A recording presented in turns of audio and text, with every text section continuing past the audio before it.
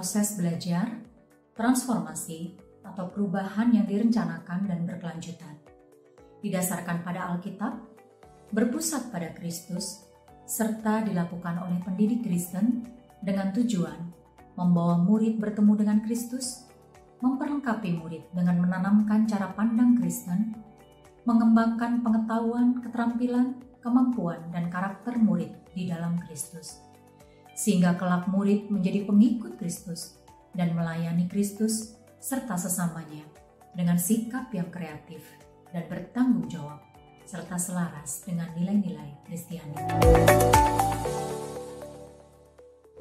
Tujuan pendidikan Kristen adalah 1. Memfasilitasi proses pematangan atau pendewasaan murid yang diciptakan dalam rupa dan gambar Allah. 2. Memfasilitasi pemulihan gambar dan rupa Allah yang telah jatuh ke dalam dosa, sehingga murid memiliki cara berpikir Kristen ketika berinteraksi dengan dunia ciptaan Allah. Dan yang ketiga, melatih murid hidup dalam kesalehan dan ketaatan terhadap firman Allah untuk memenuhi keutuhan panggilan Allah di dalam hidupnya. Tujuan pendidikan Kristen ini seyogianya dideskripsikan di dalam misi dan visi sekolah Kristen.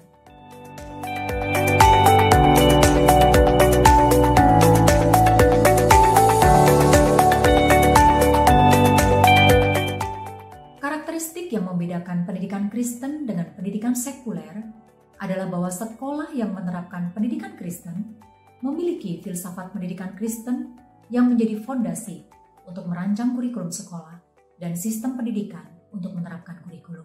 5 area spesifik yang menjadi parameter filsafat pendidikan Kristen adalah: pertama, filosofi tentang tujuan pendidikan, yaitu untuk mendidik murid yang diciptakan dalam gambar dan rupa Allah sebagaimana dimaksudkan untuk menggenapi rencana Allah serta memastikan murid untuk mendapatkan kekayaan pengetahuan yang tepat. Dengan filsafat pendidikan ini, maka sekolah Kristen diingatkan untuk memperlakukan murid, guru, dan staf sebagai gambar dan rupa Allah. Oleh karena itu, proses pendidikan hanya akan dapat dilakukan dengan tepat dengan pengenalan akan Allah sebagai pencipta, pemilik, penebus, dan pemelihara dunia. Pengenalan akan manusia sebagai ciptaan yang diberi tugas sebagai rekan kerja Allah untuk mengelola dunia ciptaannya, agar murid dapat menjalankan perannya sebagai rekan kerja Allah dengan tepat.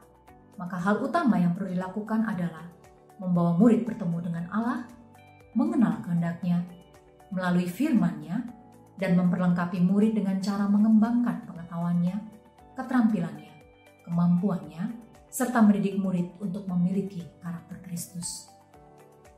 Kedua, filosofi tentang penanggung jawab utama pendidikan. Filosofi ini memiliki 3 prinsip. Prinsip yang pertama, penanggung jawab utama pendidikan adalah orang tua. Prinsip yang kedua, dalam konteks tertentu, orang tua dapat mendelegasikan tugasnya kepada guru atau sekolah. Prinsip yang ketiga, guru atau orang lain yang menerima kepercayaan dari orang tua menempatkan dirinya sebagai peran in loco parentis. Ketiga, filosofi tentang pembelajar. 2 prinsip dalam filosofi tentang pembelajar adalah: pertama, murid sebagai pribadi yang memiliki entitas tubuh, dan yang kedua, murid sebagai pribadi yang memiliki entitas lebih dari sekedar tubuhnya. Filosofi ini menjadi dasar bagi sekolah untuk merancang pendidikan yang bersifat holistik atau integral.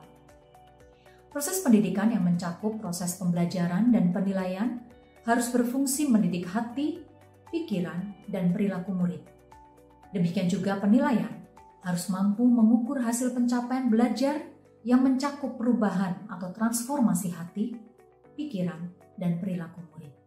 Proses belajar baru terjadi hanya jika apa yang dipelajari tersebut dapat diterima oleh otak, dan apa yang diterima oleh otak berfungsi mempengaruhi pemikirannya dan pada akhirnya menimbulkan sebuah kesadaran dan bertindak. 4. Filosofi tentang konten pendidikan.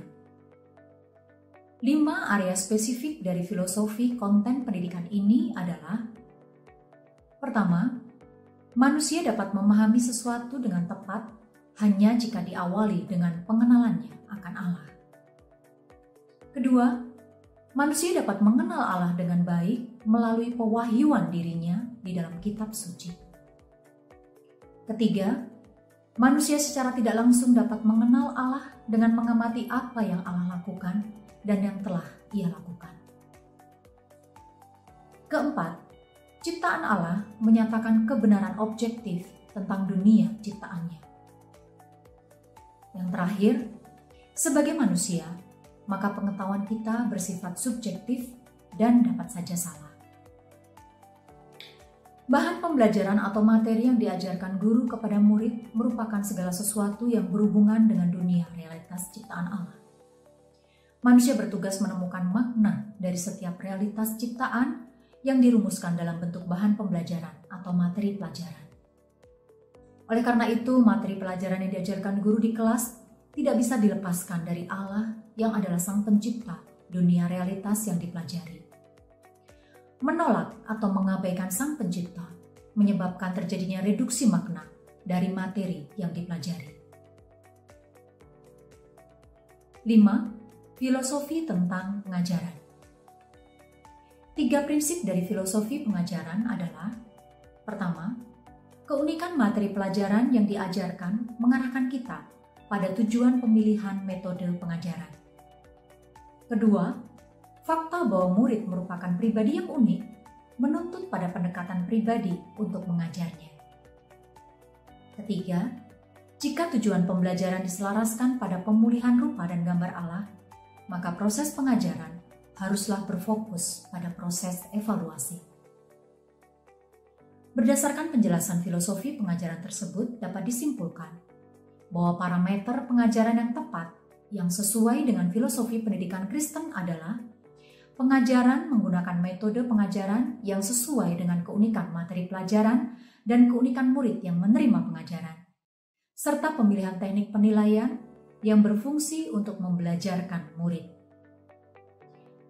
Guru yang hebat tidak memfokuskan pengajarannya pada apa yang dilakukannya di kelas, namun mereka akan memfokuskan pengajarannya pada apa yang dilakukan murid-muridnya.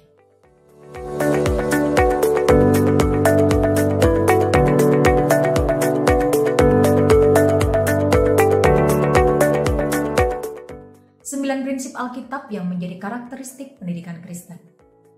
Prinsip yang pertama, pendidikan anak merupakan tanggung jawab orang tua. Prinsip ini memberikan penekanan bahwa penanggung jawab utama pendidikan anak adalah orang tua. Namun dalam konteks tantangan zaman saat ini, membuat orang tua tidak dapat secara maksimal menjalankan peranannya sebagai pendidik. Dalam kondisi seperti ini, orang tua dapat mendelegasikan sebagian dari tanggung jawab pendidikan kepada orang lain, dalam hal ini adalah sekolah. Oleh karena itu, orang lain atau sekolah yang diberikan kepercayaan untuk menjadi rekan kerja orang tua di dalam mendidik anak harus menempatkan diri berperan sebagai in loco parentis. Orang tua dan sekolah sebagai mitra harus dapat bekerja sama demi tercapainya tujuan pendidikan Kristen. Dalam perannya sebagai in loco parentis, maka sekolah seyogianya mengkomunikasikan kepada orang tua setiap perkembangan murid secara berkala, termasuk mengkomunikasikan kendala atau kesulitan belajar yang dialami murid di sekolah. Yang kedua, sekolah juga harus menjalankan program parenting untuk mengedukasi orang tua terkait program yang diterapkan di sekolah agar terjadi sinergi antara orang tua dan sekolah di dalam mendidik anak. Prinsip kedua, pendidikan anak adalah proses yang dilakukan dalam waktu 24 jam setiap hari, 7 hari setiap minggu, yang terus berkelanjutan dari sejak dilahirkan hingga dewasa. Jika prinsip ini dihubungkan dengan konteks sekolah, maka proses pendidikan di sekolah harus dipastikan terjadi dalam keseluruhan program, aktivitas yang terjadi di sekolah. Contoh, proses mendidik terjadi pada waktu saat istirahat, saat belajar di lapangan olahraga, bahkan saat murid pergi ke toilet, dan aktivitas yang lainnya. Jika prinsip ini ditarik dalam konteks pendidikan keluarga, maka pendidikan kepada anak harus dimulai sejak usia dini, bahkan sejak berada di dalam kandungan. Prinsip ketiga, pendidikan anak harus memiliki tujuan utama, yaitu membawa anak pada keselamatan dan melanjutkan tugas pemuritan. Sekolah Kristen bukan sekedar sebagai tempat bagi anak untuk mengeksplorasi teori-teori yang berkaitan dengan pengetahuan, namun juga merupakan tempat bagi anak untuk bertemu dan mengenal juru selamat dunia, serta melakukan pekabaran Injil yang menyatakan kabar sukacita tentang janji keselamatannya, sehingga anak dapat menjadi murid Kristus di kemudian hari. Prinsip keempat, pendidikan anak harus didasarkan pada firman Tuhan sebagai sumber dari kebenaran dan pengetahuan. Prinsip ini tidak otomatis menjadikan sekolah Kristen sebagai sekolah seminari. Prinsip ini mengingatkan sekolah Kristen untuk mengajarkan murid kebenaran firman Tuhan dan menjadikan firman Tuhan sebagai dasar pijakan dalam memandang teori-teori yang dihasilkan dari pemikiran atau proses penelitian manusia yang diajarkan di dalam pembelajaran di sekolah. Prinsip kelima, pendidikan anak harus membawa anak bersandar kepada Kristus sebagai yang utama di dalam keseluruhan aspek kehidupannya. Prinsip ini mengingatkan sekolah Kristen untuk memperlengkapi murid dalam pengenalan akan Allah sebagai pencipta, pemilik, penebus, dan pemelihara dunia. Mengenal dirinya dan sesamanya sebagai ciptaan yang diciptakan dalam rupa dan gambar Allah, serta diberikan tugas sebagai rekan kerja Allah untuk mengelola dunia ciptaannya. Prinsip keenam, pendidikan anak tidak boleh menghambat perkembangan spiritual dan moral generasi berikutnya. Prinsip ini menjadi dasar bagi sekolah Kristen untuk merancang kurikulum, menyusun sistem pendidikan yang mengatur penerapan kurikulum, serta pembentukan budaya di sekolah. Prinsip ketujuh, pendidikan anak jika didelegasikan dari orang tua kepada orang lain, maka harus dilakukan dengan sangat hati-hati. Orang tua harus memastikan bahwa orang lain yang dipilih adalah orang-orang yang mengikuti prinsip-prinsip Alkitab. Dalam konteks sekolah Kristen, prinsip ini menjadi salah satu kriteria bagi pengelolaan sumber daya manusia ketika melakukan rekrutmen tenaga mengajar ataupun staf di sekolah Kristen. Prinsip kedelapan, pendidikan anak menghasilkan pembentukan sistem keyakinan atau cara pandang dunia yang akan terpola melalui sistem keyakinan atau cara pandang dunia dari gurunya. Oleh karena itu, seorang pendidik Kristen seharusnya adalah orang-orang yang telah mengalami kelahiran baru di dalam Kristus dan memiliki cara pandang yang baru terhadap dunia, yaitu cara berpikir Kristen, serta mempengaruhi murid dengan cara pandangnya yang telah dibaharui di dalam Kristus. Prinsip kesembilan, pendidikan anak harus memiliki orientasi untuk masa depan dalam perspektif kekekalan. Dengan prinsip ini, sekolah Kristen mempersiapkan anak untuk belajar bukan sekedar untuk dapat melanjutkan jenjang pendidikan yang lebih tinggi ataupun mendapatkan pekerjaan yang baik. Namun lebih dari itu, proses pendidikan hendaknya juga mempersiapkan anak untuk menghadapi kematian dan kedatangan Tuhan kembali ke dunia.